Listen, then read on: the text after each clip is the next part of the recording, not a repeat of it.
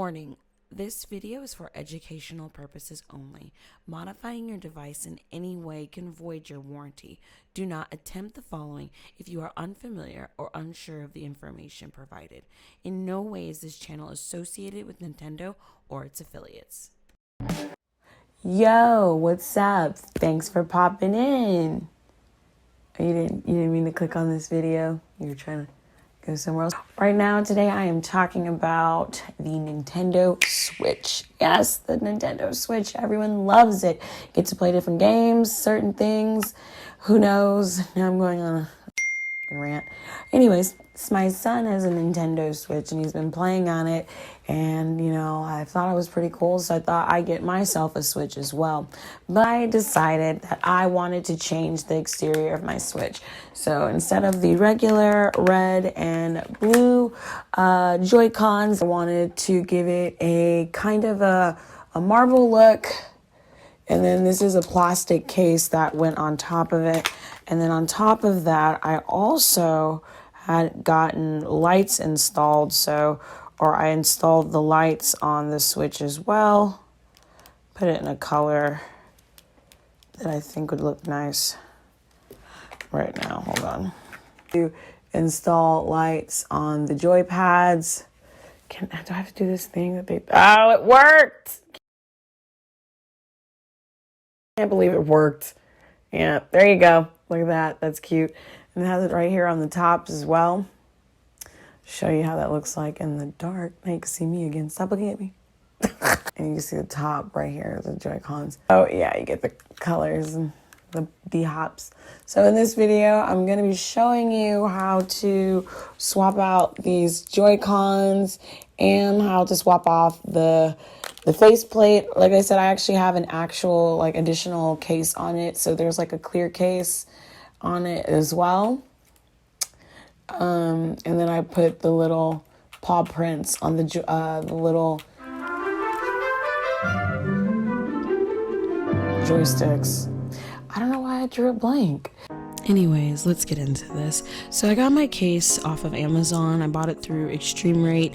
They had the case plate included with the Joy-Cons, a screw, and they already came with the buttons also if you wanted to change them out. But I had bought the light kit from Extreme Rate as well, so I'm going to use that buttons and light kits instead of the ones that came in the box. So first, you obviously have to take off the back plate. So we're going to take off the 4 back screws in the back, and then there's going to be 1 middle screw that you need to take off on the side, and 2 on the bottom and 1 on the top.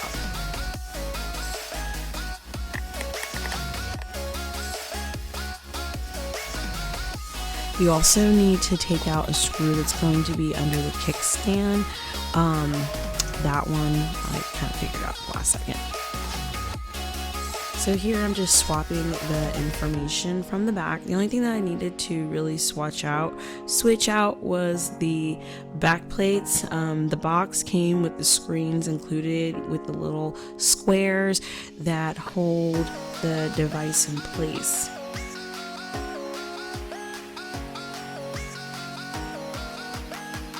So here's where I transfer the holder for the kickstand, and you have 3 screws, 1 in the middle and 2 on the sides, and then you just kind of pop it up and then put it back in place on the other one.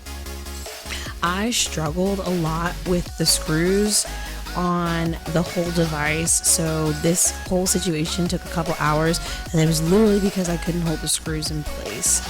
And then also, now you want to take the top flap where you put the game cartridge in.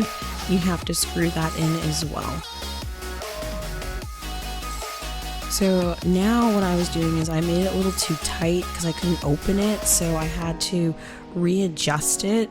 So then I had to test it out to see if it could stand up and make sure it is strong enough, because I did pop off that back plate, so make sure it's not too tight so you can't open it. So then I just line it up to the Switch and I screw the screws right back in. Everything snaps pretty much back into place. Simple.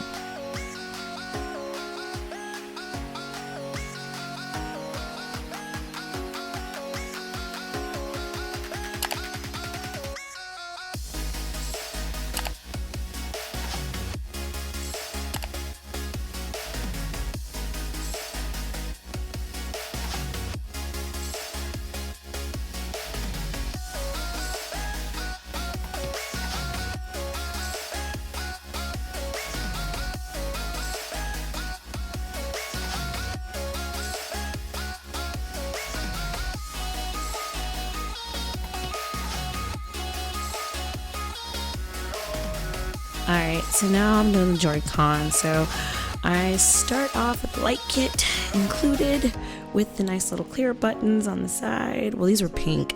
And then it also came with optional joypad, but I have the regular ones. I bought the little thumb puppy pads on Amazon too, because just thought they would be cute to the whole aesthetic. So, and it came in like a pack of 20.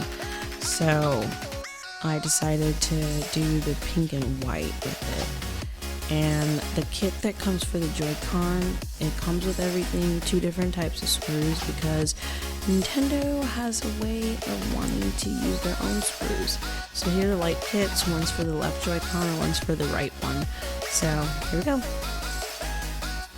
So my camera died while finishing off the left Joy-Con, so now what we're going to do is I'm just going to show you the video or the footage that I have for the right one.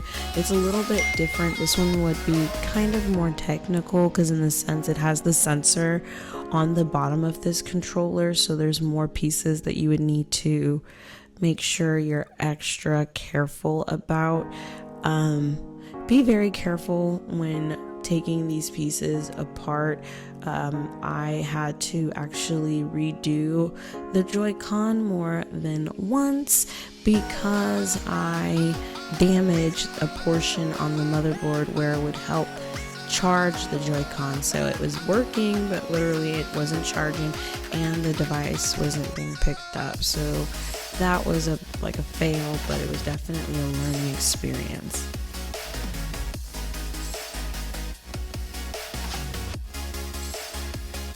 So now I'm just making sure that the buttons are able to be pushed down. Don't screw it too hard because that is a chip in there, so you don't want to damage it.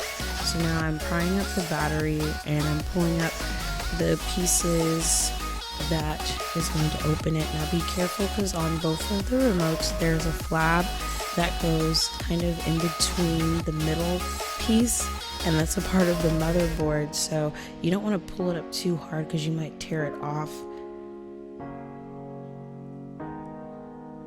So now I'm lining up the pieces just so when I transfer it, it's just an easy and smooth transition. Now the buttons, they line up inside of the grooves, so each of the grooves has like a fit for it, so you're not going to put the wrong letter because it won't fit, if that makes sense.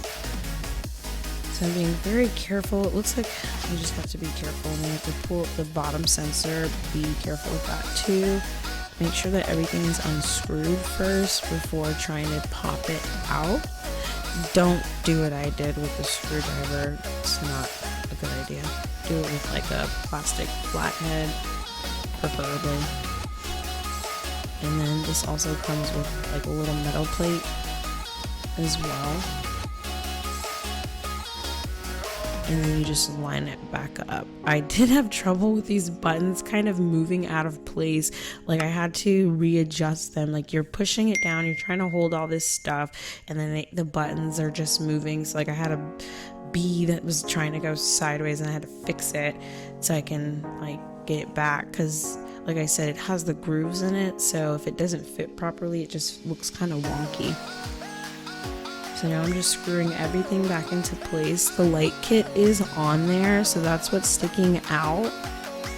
And I have to line them up to match with it. So I'm lining up the light kit to go with the top where the left and the right top buttons are. I'm not even too sure what those are called, but if you look right there, that's where I'm going to connect the battery to the light kit, and then I'm going to flip it down and then it attaches there. So you're going to connect the battery that way.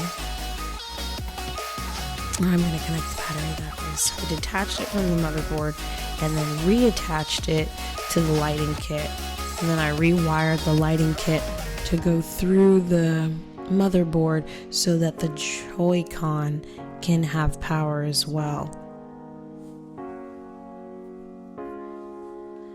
And then that's the end result of the beauty.